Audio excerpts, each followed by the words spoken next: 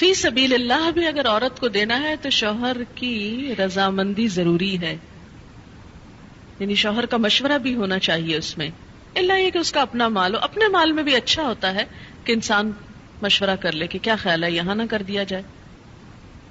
وہ مہر کی بات ہوئی تھی نا کہ عورتوں کو ان کے مہر دے دو. اب عورت ایک مہر لے لے اور وہ کہے چونکہ میرا مال ہے جدھر مرضی خرچ کروں، تم کون ہو پوچھنے والے. نہیں، اس میں بھی ایک اچھے آئیڈیل گھر کی نشانی کیا ہے کہ باہم مشورے سے مال خرچ کریں.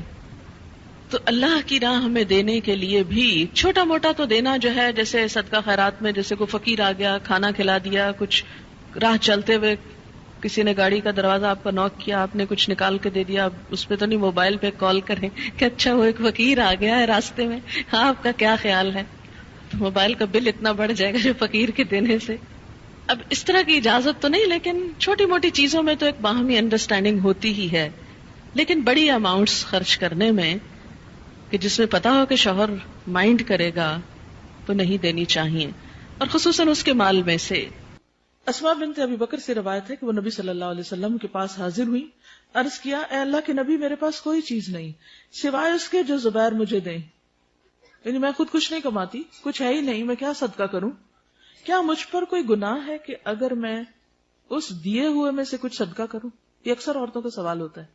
تو حضرت اسماء نے یہ سوال نبی صلی اللہ علیہ وسلم سے کر کے ہمارے لیے جواب لے لیا. تو آپ نے فرمایا، جتنی تم میں طاقت ہو اتنا دو، ولا تو کی فیو کا علیہ کی، اور جمع کر کے نہ رکھو ورنہ اللہ تم کو بھی دینا بند کر دے گا. یعنی جو پیسے شوہر تمہیں دے دیتا ہے خرچ کرنے کے لیے، اور اس سے تم دنیا کی چیزیں، گھر کی ضرورت کی چیزیں لے رہی ہو، تو اس میں سے صدقہ بھی کر دو جتنی تم میں استطاعت ہے. یعنی باقی ضروریات کے ساتھ یہ بھی تو ایک ضرورت ہے نا. سمجھ رہے ہیں اس بات کو؟ اکثر خواتین کو یہ کنفیوژن رہتا ہے، کیا دیں کیا نہ دیں، کہاں سے دیں، خود نہیں کماتے، صدقہ کہاں سے کریں، اگر ہم نے دے دیا تو کہیں یہ گناہ نہ ہو. کبھی وہ کچھ بھی نہیں دیتی اور کچھ سارا کچھ ہی دے دیتی ہیں. کچھ پھر مزید چوری کرنے لگتی ہیں کہ یہ کر کے ہم کوئی خیر کا کام کر لیں. یہ سارے طریقے درست نہیں. کیا کرنا چاہیے؟ روزمرہ زندگی میں صدقہ خیرات اسی طرح شامل کر لینا چاہیے جیسے ہم اپنی دیگر ضروریات چھوٹی موٹی پوری کرتے رہتے ہیں.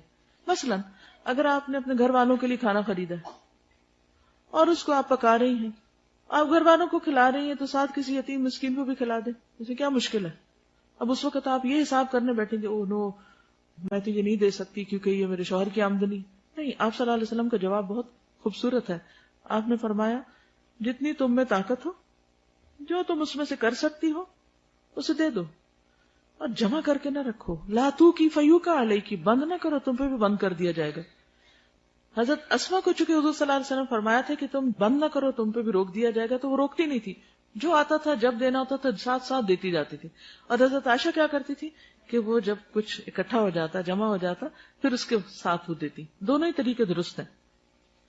عبداللہ بن زبیر سے روایت ہے، کہتے ہیں کہ میں نے عائشہ رضی اللہ تعالی عنہا اور اسماء سے زیادہ کسی عورت کو سخی نہیں دیکھا. بہت زیادہ سخاوت کرتی تھی. ان کی سخاوتیں دو طرح کی تھی. حضرت عائشہ جمع کیا کرتی تھی اور ذرا ذرا جمع کرتی تھی، جب کچھ جمع ہوتا تو تقسیم کرتی. اور حضرت اسماء کل کے لیے جمع نہیں کرتی تھی، ساتھ ہی دے دیتی تھی. اب آپ میں سے جس کو جو سوٹ کرے وہ طریقہ اختیار کر لے. اس سے یہ پتہ چلتا ہے کہ دین میں وسعت ہے. کسی ایک لگے بندھے طریقے کو دین سمجھنا اور اس سے ذرا ادھر ادھر ہونا، اس کو غیر دین سمجھنا، یہ درست نہیں. ہر شخص کو اپنے حالات کے مطابق نیکی کے کام کرنے چاہیے. اصل چیز ہے مقصد کا حصول. رستہ ادھر سے بھی جا سکتا ہے اور ادھر سے بھی جا سکتا ہے، بشرطے کہ آپ وہیں پہنچے جہاں پہنچنا چاہیے، کریں وہی جو کرنا چاہیے.